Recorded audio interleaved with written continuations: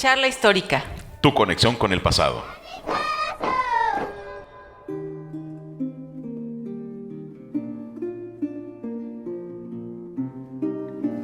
Hola amigas y amigos, bienvenidos a una emisión de la tercera temporada ya de Charla Histórica.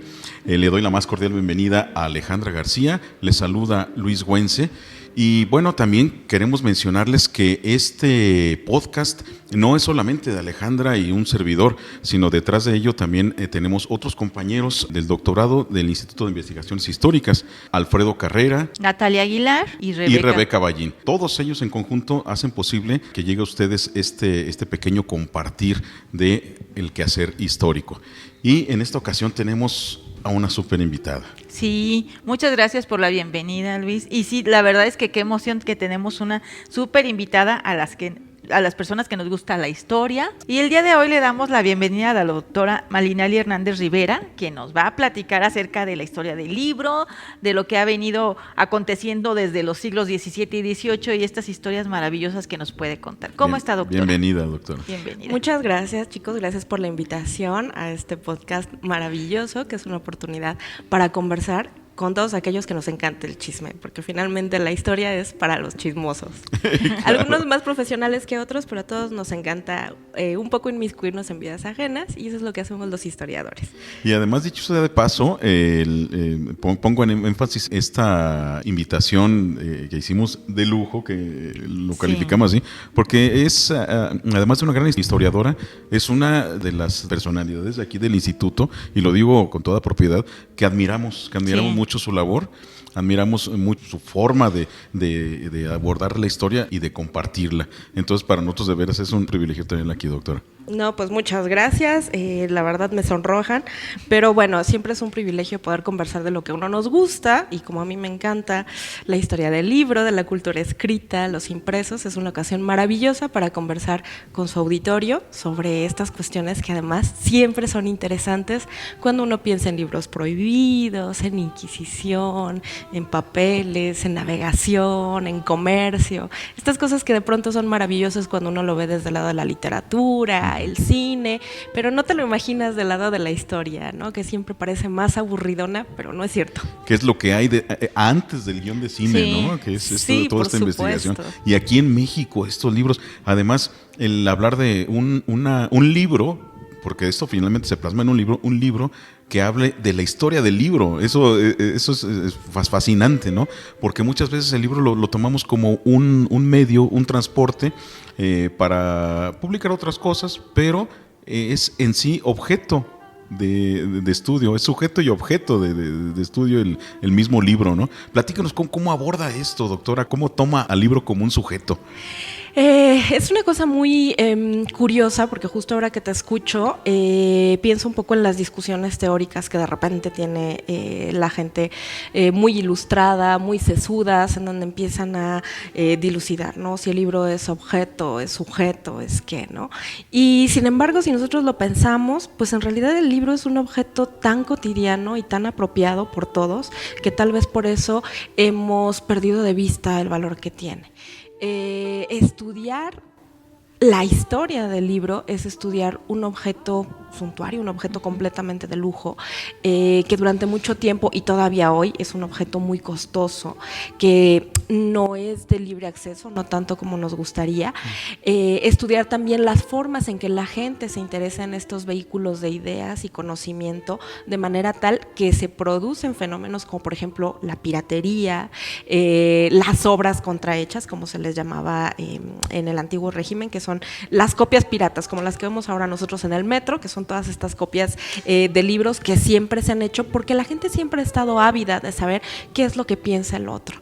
Y esto implica absolutamente todo: literatura, ciencia, medicina, conocimiento geográfico, arte, cultura. Entonces esa curiosidad del ser humano se plasma en una obra que finalmente se puede imprimir, y el libro se convierte en eso, en una especie de barco de papel en donde navegan ideas de un lado a otro.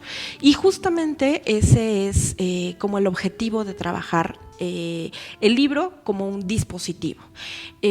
Una de mis propuestas al acercarnos al libro es pensar que es un objeto inerte siempre y cuando esté ahí guardado, acomodado, que no tenga, digamos, algún tipo de interacción.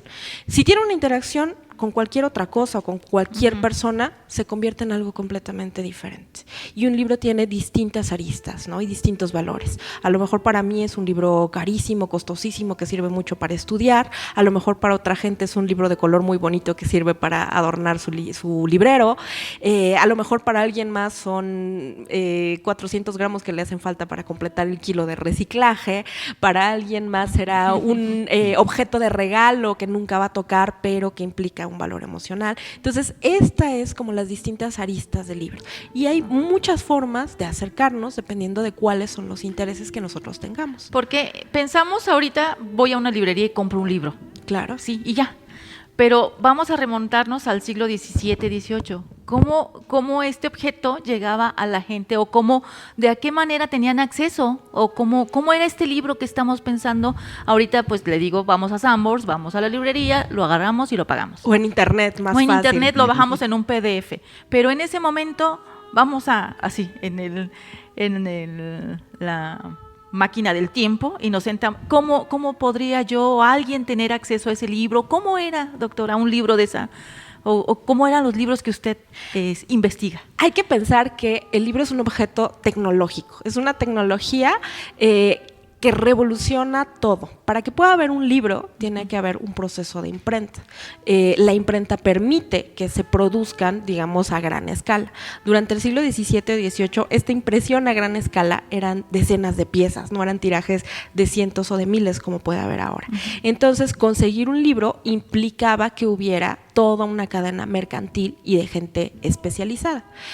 Para esto, digamos que hay como dos opciones. Comerciantes que conseguían cualquier cosa, ¿no? Desde el calzón de lana, las agujas del reloj, el libro que yo pedía, hasta comerciantes muy especializados. Y lo que hacían era, a través de un canal comercial que había, particularmente en México, conocida como la Nueva España, y la península ibérica, que a su vez recogía varios libros de otros reinos con los que mantenía relaciones comerciales, podían establecer rutas comerciales de ida y venida. Entonces, bueno, yo estaba interesada en algún libro y sabía que en épocas determinadas del año había ferias. Estas ferias se ubicaban en los puertos, particularmente Veracruz y Acapulco, y ahí podía ir a abastecerme. Obviamente, pues no me costeaba si lo quería hacer de forma particular, lo hacía por medio de un librero que también podía comprar libros para llevarlos a sus locaciones donde los ponía a la venta. A su vez, estos libreros que hacían como el tránsito en las ferias, los llevaban a las ciudades, donde además es muy curioso que como es una especie de negocio familiar, todos están ubicados en calles muy especializadas para esta venta, igual que ahorita lo podemos identificar. Ajá. Sí, ahora, esta es la venta lícita. ¿Cómo era el mercado negro de libros? Digamos que siempre se manejó de una forma paralela, porque estos libreros que hacían la importación de mercancías, lo que tenían que hacer era declarar una lista de cuáles eran los libros que estaban trayendo. Había un proceso súper complicado de embarco en España y luego de desembarco ya en tierras americanas para verificar que las dos listas fueran exactamente las mismas. Obviamente esto implicaba mucho dinero, muchas manos, muchos esfuerzos y como siempre la burocracia tiende a arreglarse de una manera subrepticia, pasaba igual. Muy pocas veces las listas se revisaban y lo que está demostrado es que en estos mismos embarcos venían muchos más libros y otros títulos diferentes a los que se embarcaban.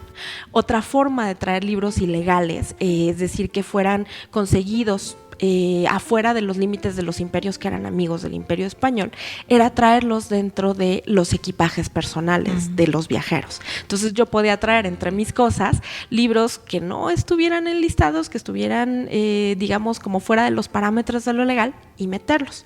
Pensemos que además los libros no eran como los conocemos, eran resmas de papel, es decir, folios grandes, doblados, cocidos cuando mucho, que se entregaban a quienes los compraban. Ya el comprador se encargaba de el proceso de la piel, ¿no? Ya cuando se encadernaba. Sí. Exactamente. Entonces, bueno, también era más fácil como manejarlos de esa manera. Y también había gente que se dedicaba literalmente a ir a lugares como Países Bajos, donde tenían una calidad maravillosa en las copias, a traer las copias subrepticias de algunas obras que eran más baratas o que tenían lo que se llama ediciones facticias, que significa que dentro de un mismo libro puede haber 3 o 4 obras. Entonces, bueno, en la carátula, en las primeras hojas, viene un libro, una novela maravillosa que no tiene ningún problema, una geografía de la vida de San Agustín de Hipona, y en medio, sácale, ¿no? Va una novela romántica ahí metida entre las páginas que nadie va a detectar porque no la van a estar revisando,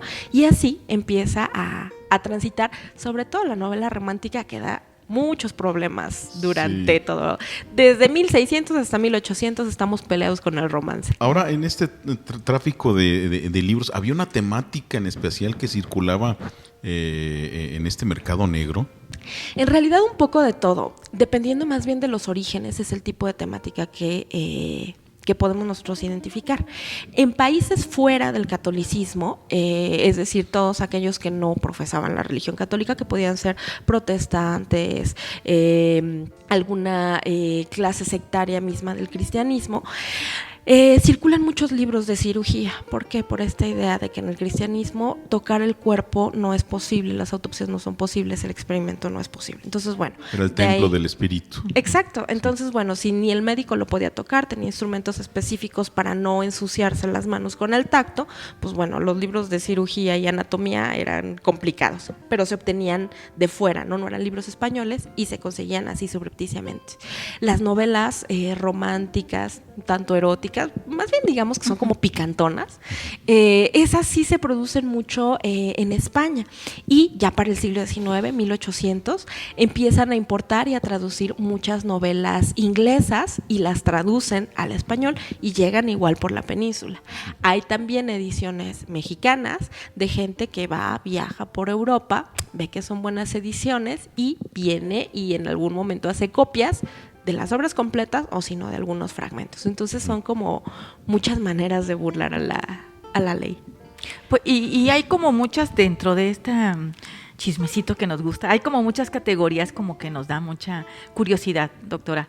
Pero, por ejemplo, los libros que prohibía la Inquisición, los libros que no estaban como bien vistos, pero usted está trabajando, nos decía, algo como libros extraordinarios, y se me abre la mente pensando qué puede ser esto. A ver, platíquenos un poquito de su proyecto o de lo que está trabajando de libros extraordinarios. Ya, pues justamente son estos libros que salen de los parámetros no tanto legales, pero sí convencionales de producción y reproducción. Me he encontrado una cantidad impresionante de tratados de cirugía, que además son extraordinarios porque quienes los empiezan a traficar son personalidades religiosas. Nosotros tendemos a pensar que hay una reticencia de la Iglesia Católica a recibir ciencia.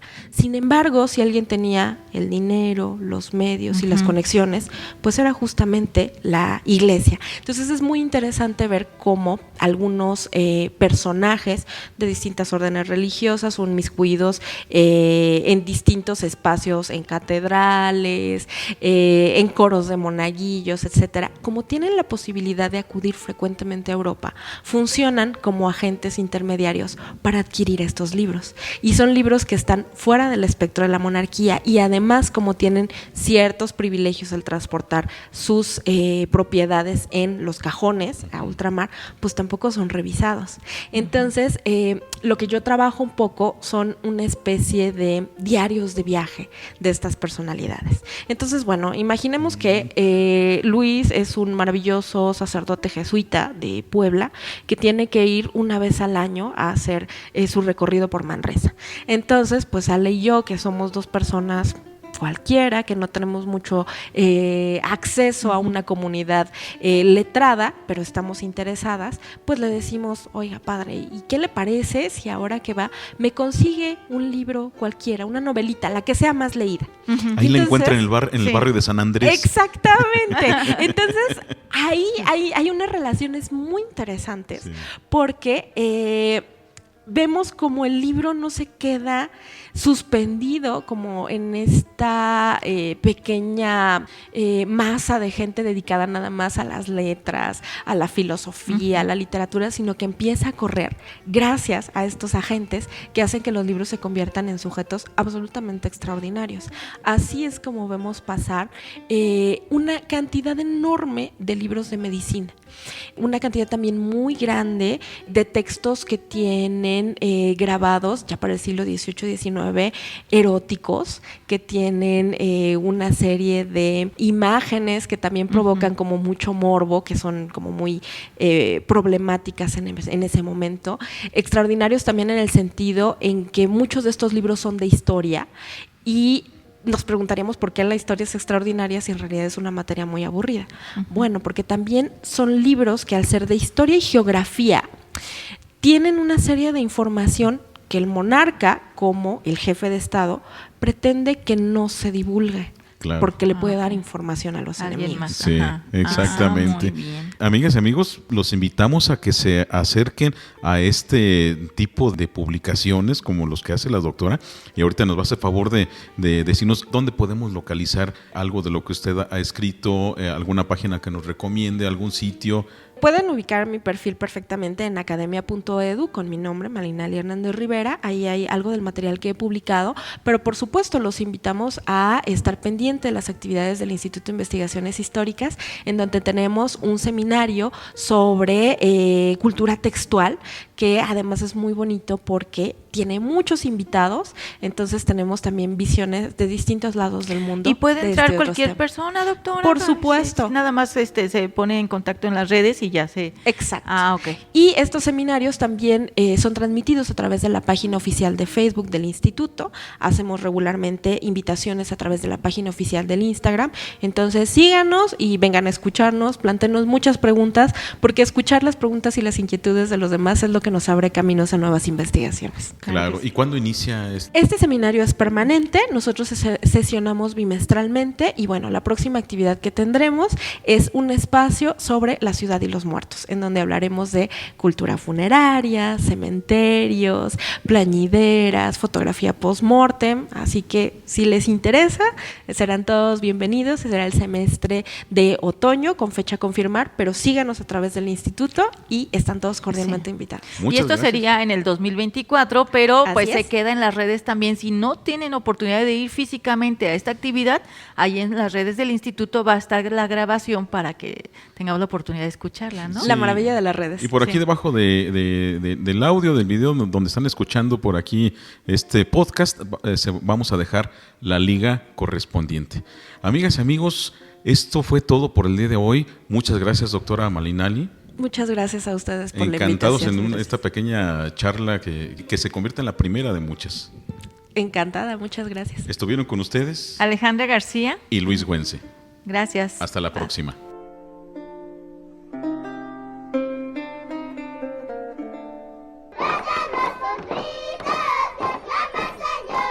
Charla histórica.